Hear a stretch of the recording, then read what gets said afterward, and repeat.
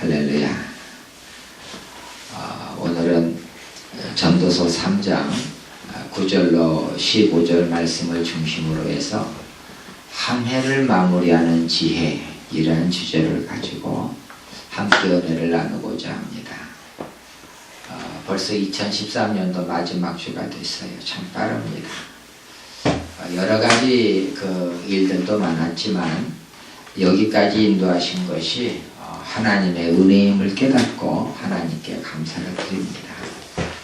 아마 금년 한 해는 저나 우리 가족에게도 또 한 번의 인생의 전환점이 될 것 같다는 생각을 갖고 있습니다.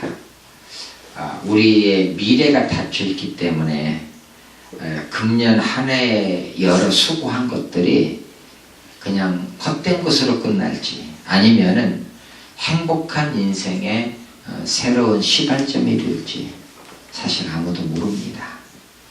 그래서 내가 일을 했다고 해서 그것이 진정으로 복이 될지 아니면 무익한 것으로 끝날지 모른다는 뜻입니다. 저는 그 전도서의 말씀을 묵상하다가 인생에 참된 행복이 뭘까? 그리고 성도로서 오늘을 살아가는 삶의 가치가 어디 있을까? 이런 것을 좀 묵상하게 됐어요. 그리고 그런 말씀을 묵상하다가 한 해를 마무리하는 입장에서 하나님께서 우리에게 주신 은혜가 있고 또 우리가 인생의 본분으로서 깨달을 것이 있다는 것을 느끼고요. 그러한 것을 함께 말씀으로 은혜를 나누고자 합니다. 이 한 해를 보내면서 나의 삶을 돌이켜볼 때 생각나는 말씀이 하나 있어요. 오늘 읽은 말씀인데요. 전도서 3장 9절로 10절의 말씀입니다. 일하는 자가 그의 수고로 얻을 이익이 뭐가 있는가? 무엇이 있느냐? 하나님은 인생들에게 노고를 주사 애쓰게 하셨다. 이렇게 말씀하고 있어요. 우리는 이 말씀 앞에서 과연 나는 금년 한 해에 땀을 흘려 수고했는가? 내 스스로를 돌이켜보게 되고요. 또 내가 수고한 것에 대해서 어떤 걸 얻었나? 이렇게 반문해 보기도 합니다. 근데 여기 그 말씀을 보면은 9절에 일하는 자는 10절로 보면 누구예요? 인생들입니다. 그리고 그 인생에는 수고가 따른다. 10절에는 이걸 뭘로 표현했어요? 노고가 있다. 이렇게 표현하고 있습니다. 그리고 이것을 수고와 노고를 지나서 더 뒤에 보면 애쓰게 하셨다. 하나님이 애쓰게 하셨다. 이렇게 표현해요. 그거 보면은 인생이라는 것이 마냥 즐거운 게 아니라는 겁니다. 인생에는 수고가 있고 노고가 있고 더 나아가 하나님이 애쓰게 하셨다. 이렇게 표현하고 있는 거예요. 사실 그 시편 90편에 보면은요. 사람의 연수가 70이요 강건하면 80이라도 사람에게 수고와 슬픔의 인생이다. 이렇게 말하고 있어요. 그리고 우리 인생이 신속히 날아간다고 그랬어요. 날아가는 화살 같다고 그랬어요. 그래서 우리 날 계수할 수 있는 지혜를 하나님 주세요. 이렇게 시편 기자가 기도하는 걸 볼 수 있습니다. 근데 여기서 우리가 이런 그 수고와 슬픔의 뿐이 인생이다. 수고가 있고 노고가 있다. 왜 그래요? 창세기 3장 이미 19절에서 하나님께서는 인간이 범죄한 후에 땀을 흘려야 수고해야 먹을 수 있다고 그랬어요. 남자는 이마에 땀을 흘려야 되고 여자는 해산의 고통이 따른다. 이렇게 말씀하고 있잖아요. 그래서 우리가 이렇게 인생을 살아가다 보면은 크고 나름대로 수고하지 않는 게 없어요. 다 수고가 따라요. 그런데 이 수고한 것들에 대해서 우리는 뭐가 있어요? 바라는 게 있습니다. 얻기를 바라고 나에게 이익이 되기를 바라요. 그런데 본문 말씀에 보면은 3장 9절에 일하는 자가 그 수고한 것에 대해서 얻을 이익이 뭐냐? 이렇게 반문합니다. 왜냐하면 그 수고라는 것이 자기가 스스로 애써서 수고한 게 아니라 하나님이 인생들에게 수고하게 하셨다. 이렇게 말씀하고 있는 거예요. 근데 우리가 때때로 인생을 살아갈 때 내가 주인인 것처럼 착각하며 살아갑니다. 그래서 나름대로 수고한 것에 대해서 열매를 기대합니다. 그리고 또 열매를 얻기 위해서 애를 씁니다. 그런데 여기 그 전도서 3장 앞부분 1절로 8절 말씀에 보면은요, 이렇게 나의 수고와 관계없이 이 세상에는 다 때가 있다고 했어요. 날 때가 있고 죽을 때가 있고 심을 때가 있고 거둘 때가 있고 세울 때가 있고 허를 때가 있고요. 우리들이란 오늘을 살아가는 우리들은 이 하나님의 때를 벗어날 수가 없다 그랬습니다. 그래서 전도서 3장 1절에 딱 결론처럼 말씀하고 있죠. 천하의 범사가 때가 있고 기한이 있고 모든 목적이 이룰 때가 있다. 이렇게 말씀하는 겁니다. 따라서 내가 얻고자 하는 어떤 것을 위해서 수고했다 할지라도 하나님의 때를 거스릴 수가 없어요. 그걸 지금 말씀하고 있습니다. 인생이라는 것은 내가 수고한다고 다 얻을 수가 없다는 겁니다. 이것을 우리가 깨닫게 되는 겁니다. 사실 여기 10절의 말씀을 보면은요, 하나님이 인생들에게 애쓰게 하셨는데 너는 그것을 깨닫고 있느냐? 이렇게 반문하고 있어요. 우리는 우리가 수고한 것들에 대해서 얻기를 바라고 이익이 되기를 바라고 그런 부분이 있습니다만은 그 전에 인생이라는 것은 하나님께서 수고하게 하신 거다. 따라서 인생은 필요한 수고가 있다. 이거 인식해야 됩니다. 그 인정해야 돼요.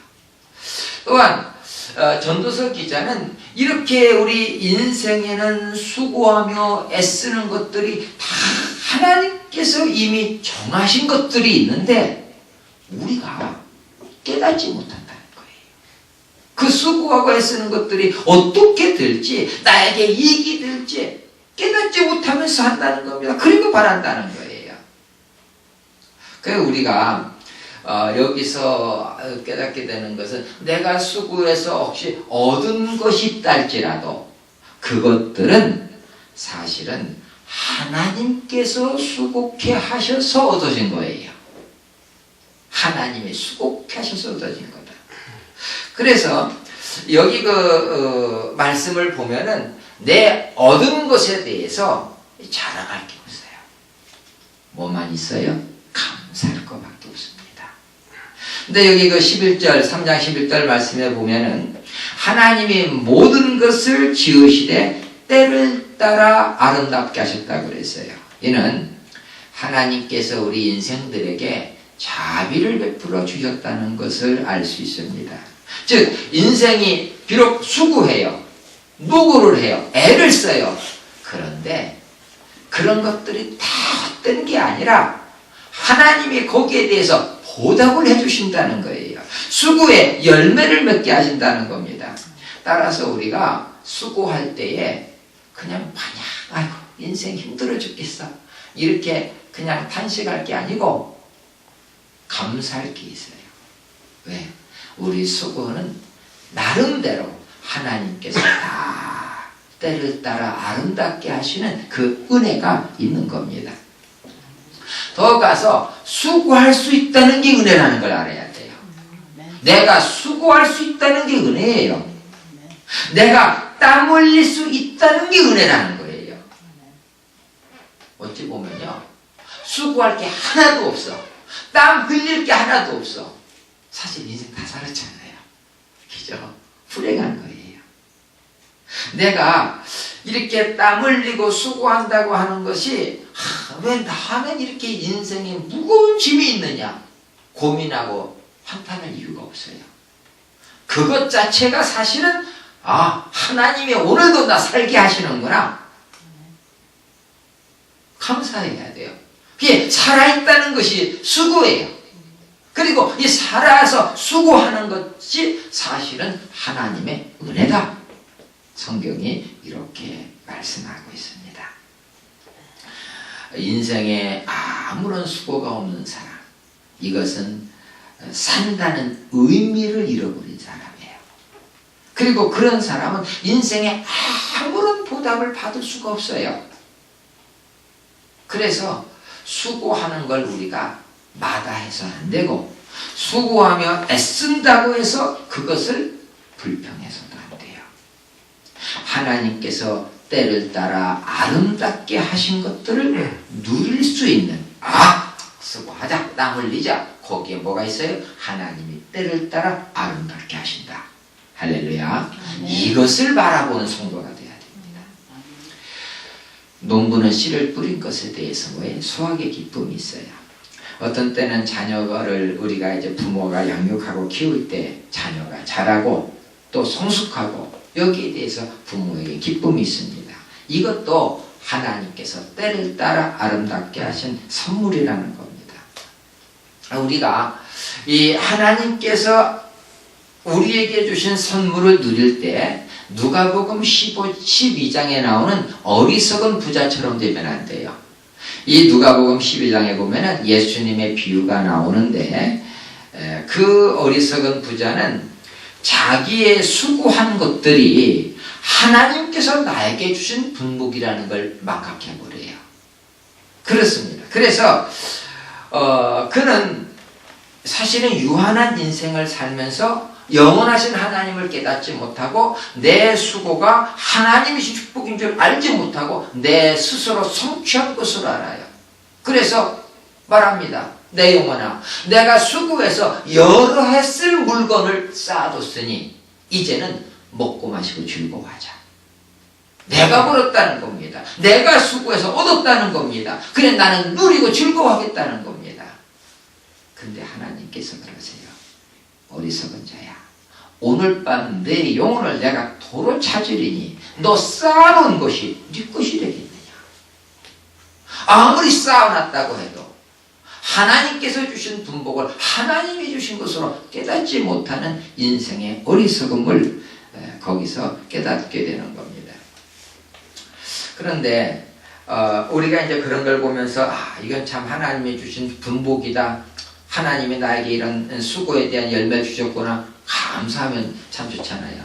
근데 한 해를 돌이켜보면 말이에요, 수고는 했는데 열매가 없는 것 같아요. 내가 애를 썼는데 알아주질 않아요. 어떤 때는 상처가 돼요. 배신을 느껴요. 세상에 내 원하는 대로 되지가 않는단 말이에요. 그래서 사실은 내가 기대했고 내가 바랬던 것과 반대되는 일들이 이 세상에 일어납니다. 여기서 생각해 봐야 돼요. 사람은 때때로 형통할 때는 이 어리석은 부자와 같은 성향을 가져요. 물질이 눈앞에 들어오고 영혼에 대한 소망을 갖지 못하고 그냥 영원한 먹고 마시고 즐거워하자 합니다. 하나님을 잊어버리고 싶고 자기가 무엇을 성취하냐 교만에 빠지기 쉽습니다. 그래서 하나님께서는 여기 11절 후반부의 말씀을 보면은 하나님의 하시는 일의 시작과 끝을 사람으로 측량할 수 없게 하셨다, 이렇게 말씀하고 있습니다. 사람은 내일 일을 모르지만 하나님께서는 우리의 과거나 현재나 미래까지 밝게 하십니다. 사람은 내가 원하고 바라는 것이 진정으로 나에게 유익한지, 그리고 내 원하는 게 이루어졌다고 해서 그것이 정말 나에게 축복인지 사실은 몰라요. 최선의 삶을 모릅니다. 그런데 하나님은 내가 무엇이 필요하고 무엇이 참된 행복인지 아시는 하나님이세요. 그래서 어떤 것은 세상에서 내가 수고했는데 열매가 없어요. 수고했는데 애를 썼는데 오히려 욕이 들어와요. 그래도 낙심할 필요 없다는 겁니다. 그렇다고 해서 우리가 불평하거나 좌절할 필요도 없는 거예요. 로마서 8장 28절의 말씀처럼 하나님을 사랑하는 자, 곧 그 뜻대로 부르심을 입은 자들에게는 모든 것이 합력해서 선을 이루느니라. 우리는 그 말씀을 믿어야 합니다. 내가 지금 수고한 열매가 없다 할지라도, 내가 애를 썼지만 못 알아주고 안 알아주고 오히려 욕이 돌아온다 할지라도 하나님은 합력해서 성을 이루신다. 사실 저도 그 믿음 갖고 있어요. 우리는 그 믿음이 있어야 합니다. 믿음이 없는 사람들은 하나님의 하시는 일을 깨닫지 못하고 내 뜻대로 되지 않는다고 불평하고 원망하기 싫습니다. 그러나 믿음이 있는 성도들은 모든 일의 시종이, 시작과 끝이 하나님께 있다. 이것을 믿고 하나님께 소망을 둡니다. 이것을 지금 전도서 기자가 우리에게 깨닫게 하는 거예요. 그래서 이렇게 우리가 이제 시종이 하나님께 있음을 믿고 하나님을 소망할 때에 하나님께서 우리 인생에게 주신 선물이 있다는 것을 여기서 말씀하고 있습니다. 그 선물이 뭐예요? 하나님이 인생들에게 영원을 사모하는 마음을 주셨다 그랬습니다. 이 영원을 사모하는 마음, 즉 인생이라는 것은 유한한 존재임을 깨닫는 거예요. 유한한 존재. 근데 이 유한한 존재로서 영원한 하나님을 보면서 영원을 소망한다는 것. 근데 이것이 하나님이 우리에게 주신 선물이라는 겁니다. 그래서 우리가 이 세상의 것에 마음을 뺏기지 않고 소망을 하나님께 두는 겁니다. 이것이 하나님이 우리 인생에게 주신 선물이라는 겁니다. 우리는 영원을 사모하는 모습을 잃어버린 사람들의 모습을 성경에서 찾아볼 수 있습니다. 로마서 1장 21절에 보면 하나님을 알 때 하나님을 영원롭게 아니하고 감사치도 아니하고 마음이 허망해진 사람들이 있어요. 그들은 영혼을 모릅니다. 육신의 것에 파묻혀 있습니다. 세상의 것에 파묻혀 있어요.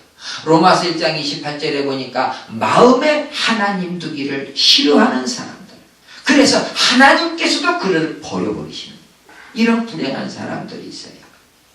이들은 야고보의 말씀처럼 세상과 벗되는 것이 하나님과 원수가 된다는 것을 알지 못하는 거예요.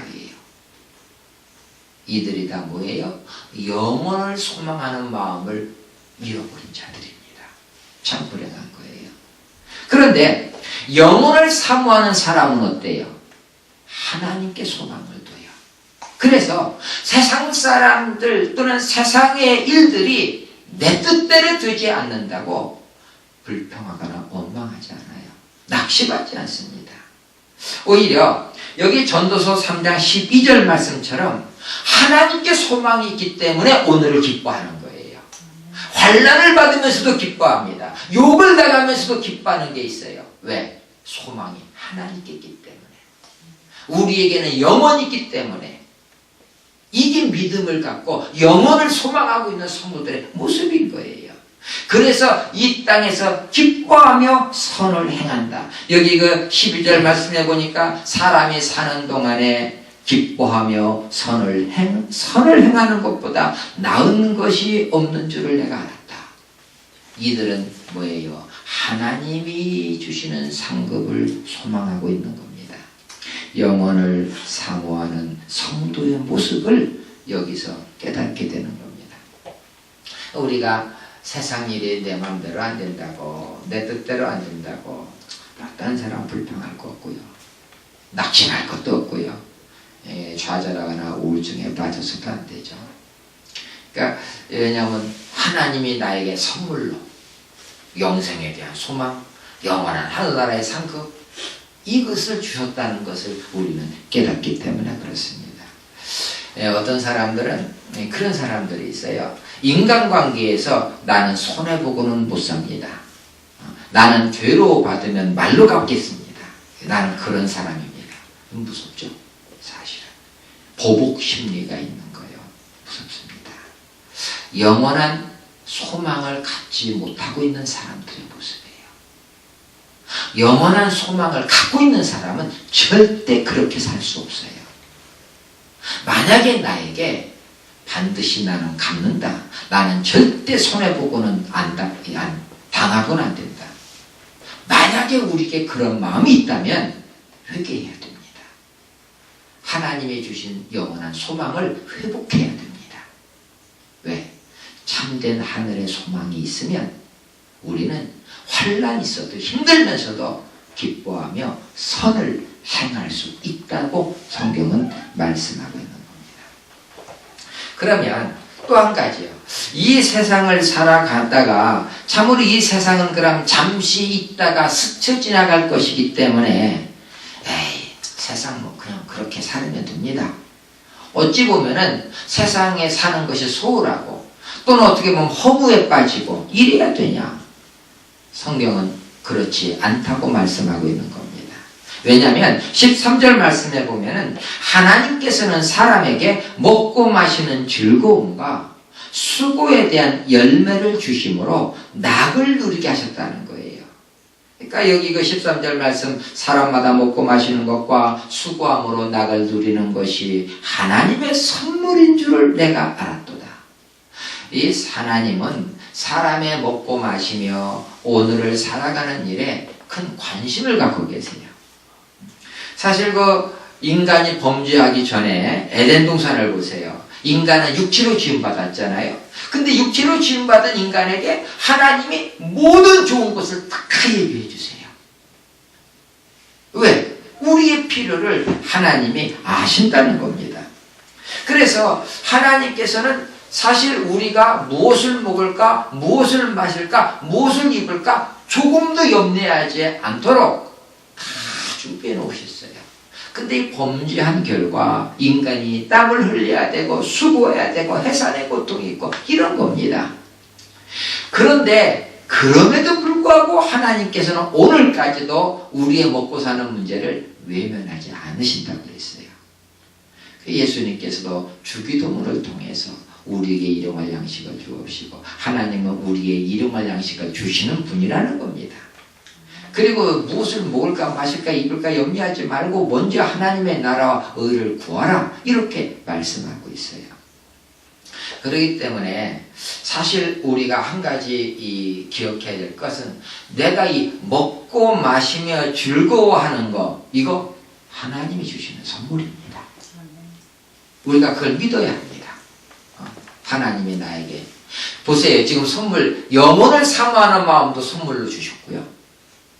때를 따라 아름답게 하신 것도 하나님이 주신 선물이고요. 먹고 마시는 낙을 주신 것도 하나님이 선물이고요. 사실 받은 선물 많지요. 우리가 한 해를 마감하면서 하나님이 나에게 얼마나 많은 선물을 주셨는지 기억해야 합니다. 한번 헤아려 볼 필요가 있고 헤아리면서 감사해야 될 줄 압니다. 근데 여기 14절 말씀을 보면은요. 하나님의 행하시는 것은 영원히 있을 것이라 더할 수도 없고 덜할 수도 없이 하나님께서 인생들에게 이같이 행하신다고 말씀하고 있어요. 이 말은 하나님께서는 인생들에게 이 같은 영원한 섭리를 갖고 있다는 겁니다.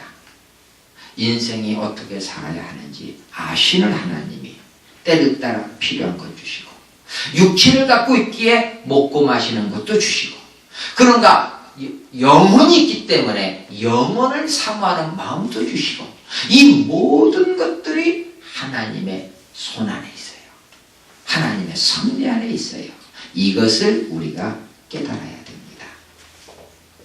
또한 이 하나님께서는 더 나아가서 하나님의 행하시는 일 가운데 우리가 깨닫지 못하는 일도 있어요. 내 원대로 되지 않는 것도 있어요. 그것까지도 하나님의 섭리 속에 있다. 왜? 유한한 인생이 영원하신 하나님을 다 알 수 없고 육체를 가진 인간이 이 영적인 세계를 다 알 수가 없습니다. 우리의 적은 지식과 지혜 가지고 그 하나님의 지혜, 하나님의 지식을 다 측량할 수가 없는 겁니다. 우리가 이제 그런 생각을 해요. 하나님께서 좀 알려주시면 좋은데 좀 밝히 보여주시면 얼마나 좋습니까? 근데 왜 하나님께서는 다 밝히 보여주지 않으시고 섭리로서 행동하시냐 얘기예요. 하나님의 섭리다 할 말이 없잖아요. 어째서 그러냐는 거예요. 이것이 14절 후반절에 기록되어 있어요. 거기 보니까 사람으로 하여금 하나님을 경외하게 하려 하십니다. 할렐루야. 그렇게 말씀하고 있어요. 이 경외라는 건 하나님의 전능하심, 하나님의 위대하심, 이 영원하신 하나님을 보면서 두려운 마음으로 하나님 앞에 순종하고 하나님을 섬기는 것을 말합니다. 그게 경외, 두렵고 떨림으로 하나님을 섬기는 거예요. 우리가 신명기서를 보면은요, 신명기서는 모세의 설교죠. 출애굽 1세대는 다 죽고 출애굽 2세대가 가나안 땅에 들어가야 되는데 모압 평지에서 하나님은 모세를 통해서 이스라엘 백성들에게 영적인 무장을 시키세요. 그것이 모세의 설교예요. 신명기서입니다. 그런데 사실 이 신명기서는요, 4장, 5장, 7장, 8장, 28장 뭐 계속적으로 나오는 단어가 있어요. 뭐냐면 여호와를 경외해야 된다. 여호와 경외하며 하나님의 명령과 법도에 순종해라. 여호와 경외하는 걸 배우라. 이것을 너희 자녀들에게 가르쳐라. 이렇게 말씀하고 있어요. 뭐냐? 이스라엘 백성들이요, 사실은 애굽에서, 출애굽 세대가 뭐예요? 애굽에서 하나님의 권능을 체험했습니다. 하나님은 바로보다 강하신 분이에요. 홍해를 가르신 분이에요. 만나와 메추라기를 먹이시고 구름기둥 불기둥으로 인도하십니다. 하나님이세요.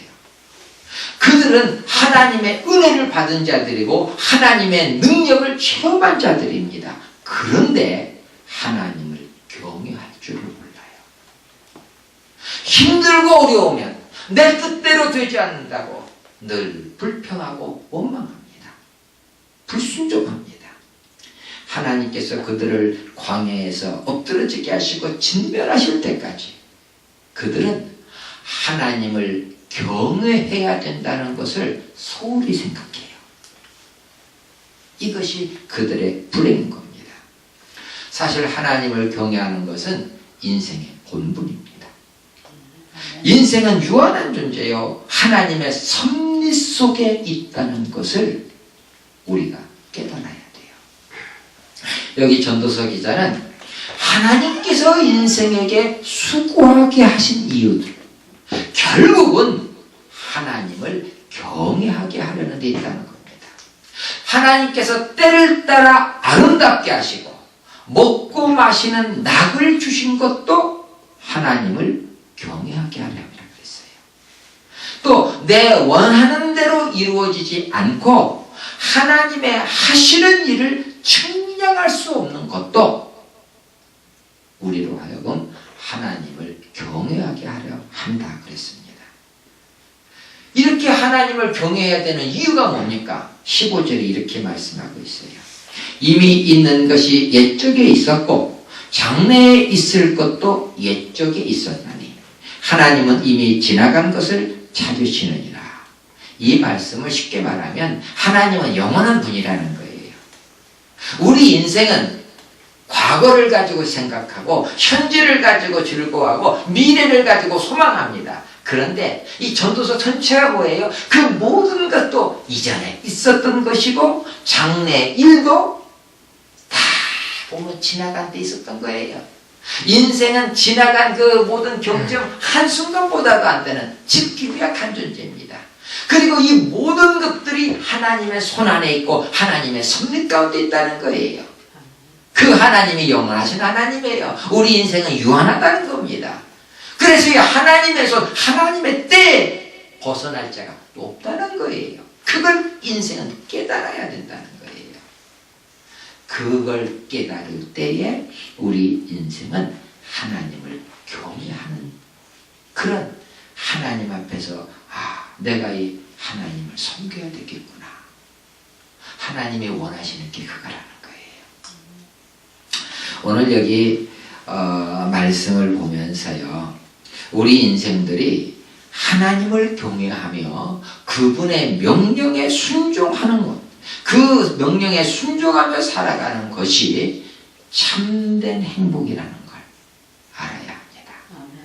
인생은 오직 영원하신 하나님 안에서만 인생의 의미를 발견할 수 있어요.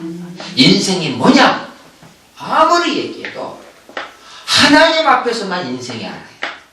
세상을 보면 인생 헛된 것밖에 없어요.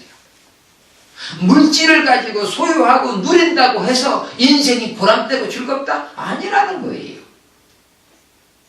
영혼을 바라보는 우리, 영혼을 주신 하나님께서 그 영혼을 사모하는 마음을 갖고서 우리가 보면서 나의 인생의 행복이 오직 주님께 있습니다. 이것을 오늘 전도서 기자는 우리에게 교훈하고 있는 겁니다. 우리가 본문 말씀을 통해서 영원하신 하나님께서 유한한 인생들에게 어떤 복을 주셨는지를 우리가 살펴봤습니다. 크게는 두 가지 말씀 볼 수 있죠. 모든 것을 때를 따라 아름답게 해주셨다.